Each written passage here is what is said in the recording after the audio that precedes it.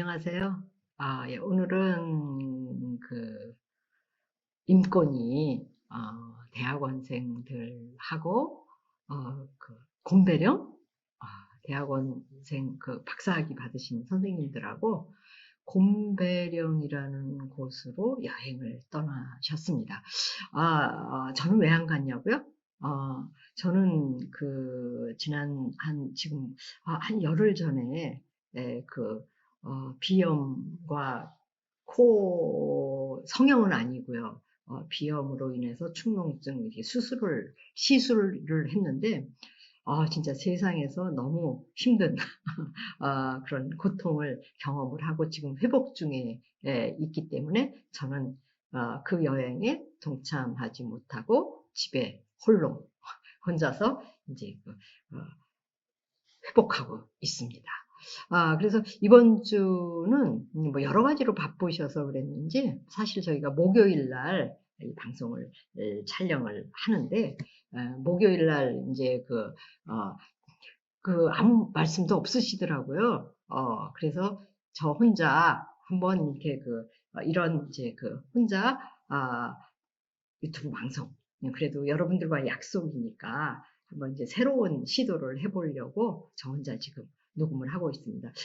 얼굴은 이야기하지 않고요. 제가 이제 목소리로 좀 이렇게 한번 녹화를 해보는 시도를 좀 해보고 있습니다. 지금 화면에서 보시는 바와 같이 얼어붙은 땅 밑에서 묵묵히 견디는 겨울나무의 꿈이라는 주제를 한번 오늘은 이렇게 소개를 해드리고 싶었습니다. 지금 여기 나와 있는 이 글씨는 제가 지금 쓴 글이고요. 사실은 이제 요즘 심신이 컨디션이 매우 이렇게 생각보다는 회복도 더디고 너무 힘들어서, 그러니까 비염 시술을 한 게 힘든 게 아니라요. 비염 시술 후에 체력이 급격하게 저하가 돼서 몸과 마음이 완전히 마이너스가 된 상태에서의 나를 이렇게 아주 지옥 같은 그런 상황을 경험을 하면서 여러 가지 생각들이 그 가운데서 들기도 하고, 사람들에 대한 생각도 들기도 하고요. 저 자신에 대한 생각이 들기도 하고요. 그래서 오늘은 나목, 겨울 나무를 보통 이제 나목이라고 얘기하거든요. 나목에 대한 것에 내가 동일시되는 그런 측면이 있더라고요. 그래서 얼어붙은 땅 밑에서 묵묵히 견디는 겨울나무의 꿈, 잎새가 다 떨어지고 앙상하다라고 해서 그 나무가 죽은 거는 아니잖아요. 그죠? 그래서 겨울나무의 꿈이라는 주제로 여러분들과 한번 소통을 해보고자 합니다. 지금 여기 오른쪽에 있는 사진은 지난번에 마니산 함께 가고 찍은 사진입니다. 예. 그래서 오늘은 나목에 대한 측면들, 그리고 제가 극심한 기력이 쇠잔되고 극심한 상황에서 지옥 같은 상황들을 경험한 그런 경험에 대해서 아주 소탈하게 이야기를 한번 나눠보고자 합니다. 자, 빈칸이죠. 예, 지금 제 빈칸을 이렇게 보여드리는 이유는, 진짜 비염 시술을 하고 난 이후에 진짜 너무 지옥 같은 시간들을 제가 경험을 했습니다. 그 지옥 같은 상황 속에 있는 저는 제가 아니었어요. 그래서 모든 사람들에 대해서 적대적이고, 그리고 나 자신에 대해서 최대한 할 수 있는 비관적인 생각들을 하는 상황 속에서 정말 오롯이 혼자 견디어 냈습니다라는 표현을 하지 않겠습니다. 견디어 가고 있습니다. 네. 그래서 그런 상황 속에서 저에게 다가오는 모든 사람들은 제 비난과 공격의 대상이어야 되기 때문에 철저하게 사람 만나는 것조차도 힘겨워했던 그 시간들. 그 시간들이 이 백지와도 같은 아무것도 아닌, 저 자신은 아무것도 아니고 세상 모든 것들이 아무것도 아닌 그런 상황이었습니다. 어떻게 극복하고 있냐고요? 잘 극복하고 있습니다. 그리고 그 가운데서 제가 그래도 이렇게 틈새로 헤어나오게 된 것은 사실은 그 힘겨운 상황 속에서 홀로 견디어야 되는 그런 상황 속에서 새벽 2시 반에 잠에서 깨었는데, 잠에서 깨어서 문득 드는 생각이 아마 좀 무의식이 저에게 전하는 소리일 수도 있었겠죠. 그죠? 네. 문득 드는 생각이 어떤 생각이 드냐면은 너는 지금 우울증에 걸렸다라는 소리예요. 갑자기 우울증에 걸렸다. 너는 지금 정상이 아니다. 비정상에 있고 지금 우울증에 견디었기 때문에 지금의 너는 현실의 네가 아니다. 라는 그런 생각이, 그런 소리가 들려오는 거예요. 새벽 2시 반에 깨어서 갑자기. 그 생각을 하니까 내가 지금 하는 생각, 내가 사람들에 대해서 생각하는 거, 행동하는 거가 내가 아니라 우울증의 덫속에 갇힌 내가 하는 생각과 행동이라는 생각이 들었습니다. 그래서 그 생각 이후에 우울증의 덫에 갇힌 나 자신을 내가 조금씩 케어하면서 지금 그 덫에서 지금 조금씩 헤어나오고 있는 상황입니다. 이 경험이 나에게 무엇을 알게 할 것인가, 그리고 나 자신에게 어떤 의미가 있는가, 그것은 아직도 퀘스천 마크입니다. 그래서 제가 그 비염 수술을 한 지 지금 2주 정도 지나고 있는데요. 2주 정도 되고 있는데요. 2주 동안 정말 너무 힘겨운 상황, 그리고 우울증이라는 것이 무엇인지를 몸소 체험했던 그런 시간들이었습니다. 그 시간들을 저 혼자 오롯이 견디고 있습니다. 이런 시기에 사실은 저에게 이렇게 위로가 되거나 아니면은 이렇게 진정으로 마음으로 와닿는 무엇인가를 전하는 사람이 있었다라고 하면은 정말 참 큰 도움이 되겠죠. 근데 아쉽게도 제가 저를 들여다봤더니 제 주변에 그리고 저와 함께 한다는 사람들이 모두가 다 저에게 제가 이렇게 따스함을 느낄 수 있는 것을 건네는 사람은 한 사람도 없었다라는 거. 예. 물론 제가 거부적인 것도 있었겠지만은 한 사람도 없었다라는 거. 예. 그리고 그 가운데 삶은 고통조차도 혼자 견뎌야 되는 거지 누구와 함께 사는 것은 아니라는 사실. 예. 그리고 사람에 대한 기대를 크게 가지면 안 된다라는 사실. 이런 사실들을 알게 되었죠. 그죠? 그래서 지금 이 방송을 들으시는 분들, 예. 약간 반성하라는, 저에게 좀 이렇게 따뜻함을 건네달라라는, 그런 투정일 수도 있겠죠. 그죠? 그래서 하여튼간 2주 동안 이런 시간을 제가 보내고 있습니다. 지금도 덫 속에, 올가미 속에 어느 정도 있습니다. 근데 저는 견디어낼 겁니다. 견디어내야만 합니다. 예. 그래서 2주 동안에 제 몸과 마음의 고통, 힘겨움, 덫 속에 갇힌, 우울이라는 덫 속에 갇힌 나 자신, 지옥 같은 그런 상황들에 대해서 이렇게 빈 백지 속에서 제 목소리로 여러분들에게 2주 동안의 근황을 만이산 등산하고 난 이후에 경험을 이제 이렇게 말씀을 드리고 있습니다. 이런 얘기를 하다 보니까 갑자기 이제 그 기분이 조금 좋아지기는 하네요. 네, 제 넋두리였습니다. 그래서 제가 그 우울과 관련된 많은 부분들을 이제 이렇게 찾아서 스스로를 이렇게 치유하기 위해서 어떻게 해야 되나, 어떻게 견뎌야 되는가라는 것들을 검색을 해봤는데요.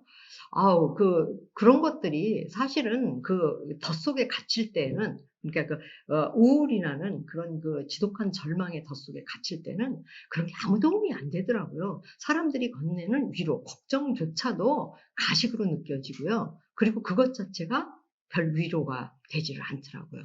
그래서 우울증 환자, 그런 절망의 덫 속에 있는 사람에게 상담을 한다라는 것이 얼마나 그게 힘든 일인가, 그거 얼마나 그게 위선인가, 그런 생각도 약간 했습니다.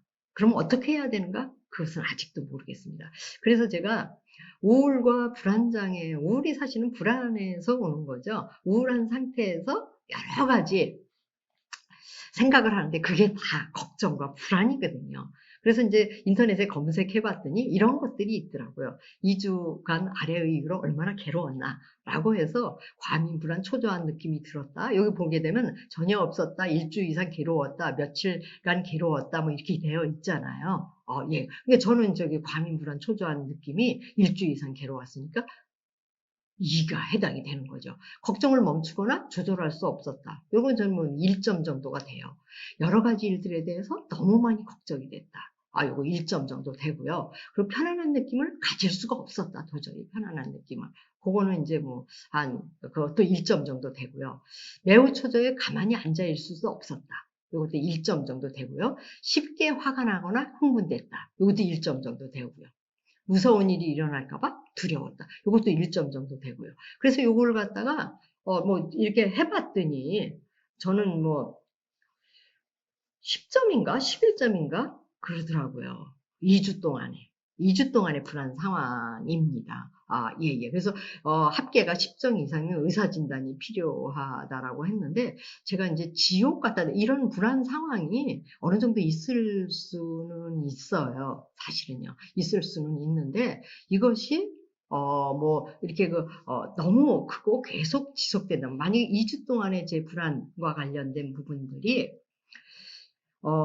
계속 지속이 된다라면, 출구를 찾을 수 없어서 계속 진행이 된다라고 하면, 제가 하고자 하는 모든 방법들은 아무 의미가 없는 거죠. 제가 이 불안으로부터, 우울증으로부터 벗어나고자 하는 노력들은 사실은 우울과 불안을 더 커지게 하는 데 기여할 뿐이라는 생각이 들었습니다. 여러분들도 특히 우리가 살아가면서 내가 감당하기 어려운 고통, 내가 감당하기 어려운 일들을 경험하게 될 때 이 불안이 더 커지게 되거든요.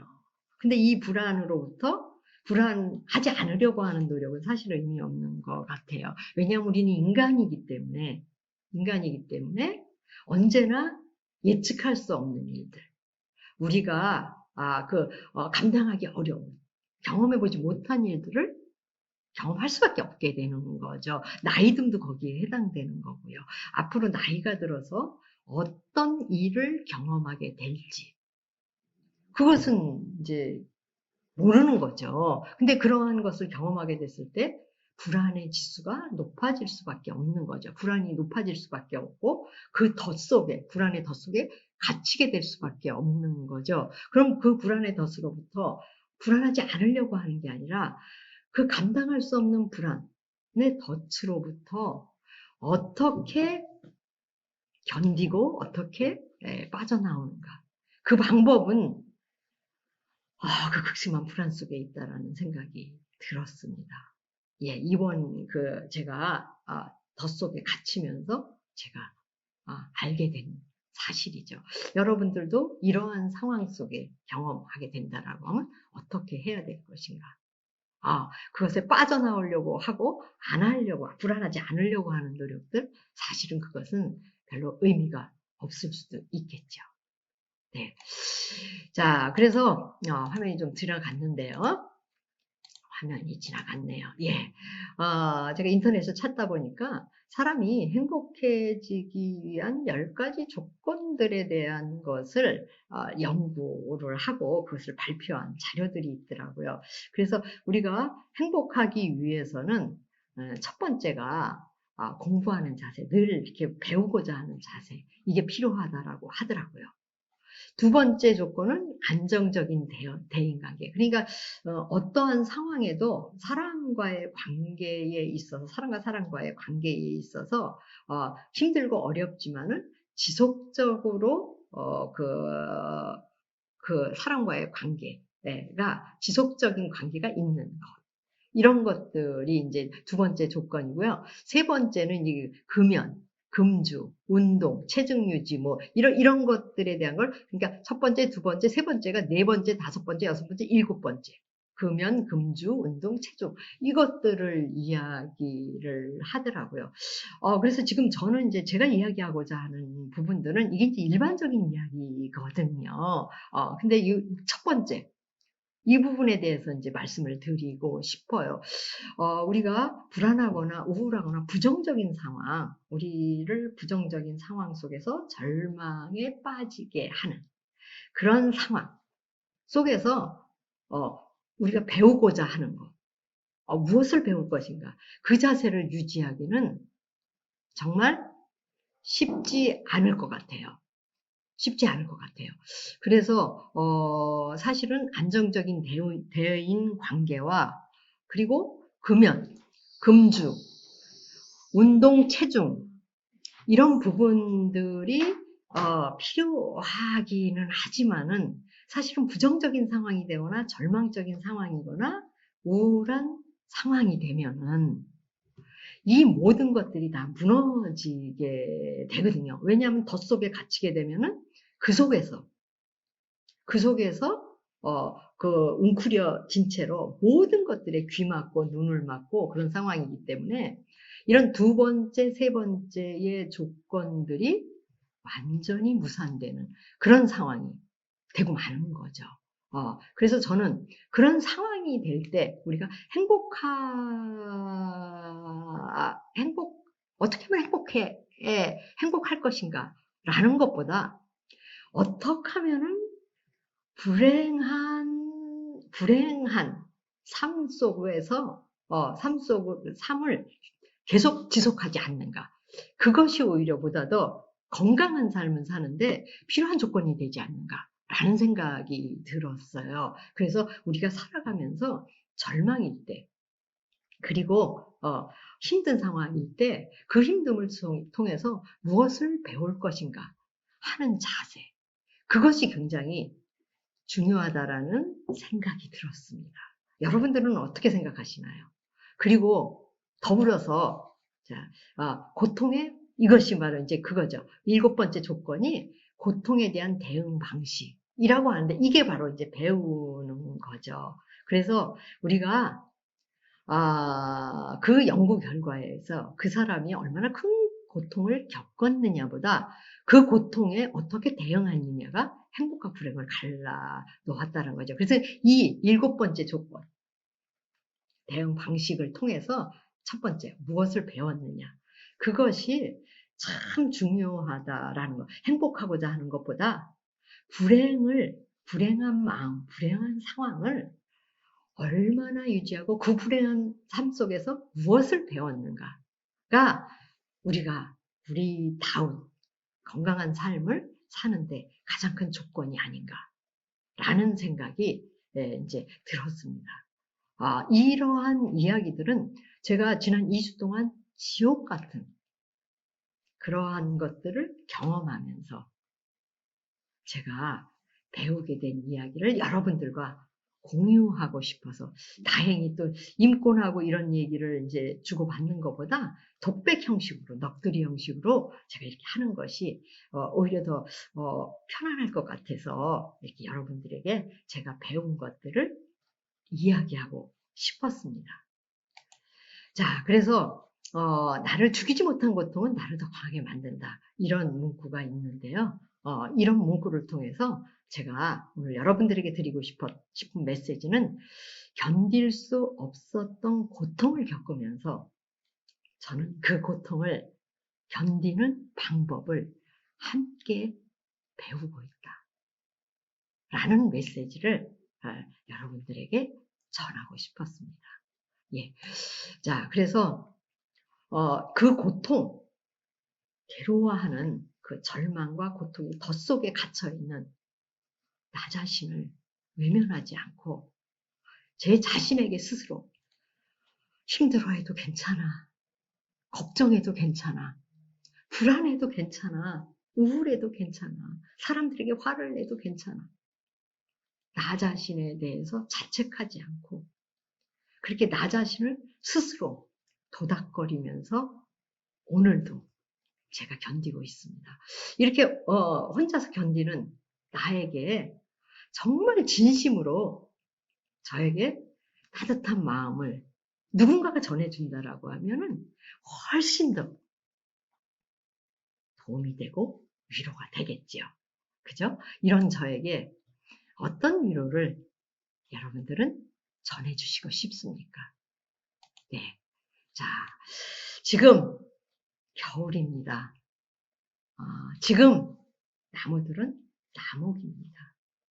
그러나 겨울은 곧 올 봄을 위한 감정의 쓰레기, 생각의 쓰레기, 그리고 나를 힘겹게 하는 모든 군더더기 같은 것들을 떨구어내는 그런 시간들입니다. 저는 지금 제 내면 깊은 곳에 저에게 덕지덕지 붙어있는 모든 군더더기들, 감정의 쓰레기들을 하나씩 하나씩 비우고 있습니다. 이것이 비워지고 난 후에 저는 어떤 봄을 맞이하게 될까요? 참 힘겨운 겨울이지만 이 힘겨운 겨울, 네, 뿌리를 내리고 저는 견디고 있습니다. 저는 저의 봄을 기다리는 겨울나무입니다. 멋지지 않습니까? 네, 여러분 오늘 인권이 곰배령으로 여행간 오늘 저의 넋두리 시간이었습니다. 여러분 다음 시간에 다시 만나요. 네, 안녕.